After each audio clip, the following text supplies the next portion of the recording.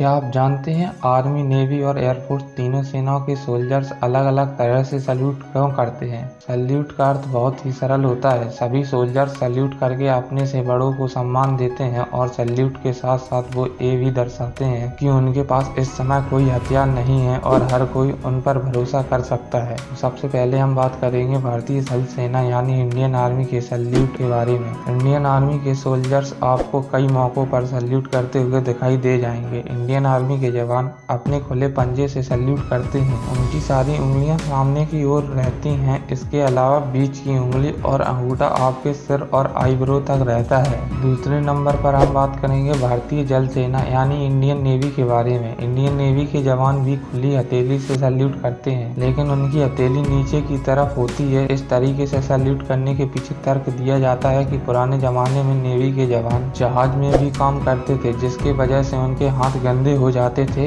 इसे छिपाने के लिए वो हथेली को नीचे की तरफ करके सैल्यूट करते थे और तब से ही इंडियन नेवी ऐसे ही सैल्यूट करती आ रही है। तो सबसे लास्ट में हम बात करेंगे इंडियन एयरफोर्स के बारे में। तो यदि आप ऐसे ही डिफेंस से रिलेटेड वीडियोस देखना चाहते हैं तो हमारे चैनल को लाइक, शेयर, सब्सक्राइब करें। तो सबसे लास्ट में हम बात करेंगे भारतीय वायु सेना यानी इंडियन एयरफोर्स के बारे में। इंडियन एयरफोर्स पहले वायु सेना के जवान आर्मी की तरह ही सैल्यूट करते थे, बट साल 2006 में मार्च महीने में इंडियन एयरफोर्स ने अपने जवानों के लिए सैल्यूट के नए फॉर्म तय किए थे। नए फॉर्म कुछ इस तरह सैल्यूट करते हैं कि वह हथेली और जमीन में 45 डिग्री का कोण बनाती है। इंडियन एयरफोर्स इस तरह से आसमान की ओर अपने बढ़ते कदम को दर्शाते हैं। अब आप जान गए होंगे कि भारतीय सेना में तीनों सेनाओं के जवान अलग अलग तरह से सैल्यूट क्यों करते हैं और इनके पीछे क्या मतलब होता है। यह नज़ारा देखकर हर भारतीय का सीना फख्र से चौड़ा हो जाता है। तो जय हिंद, जय भारत।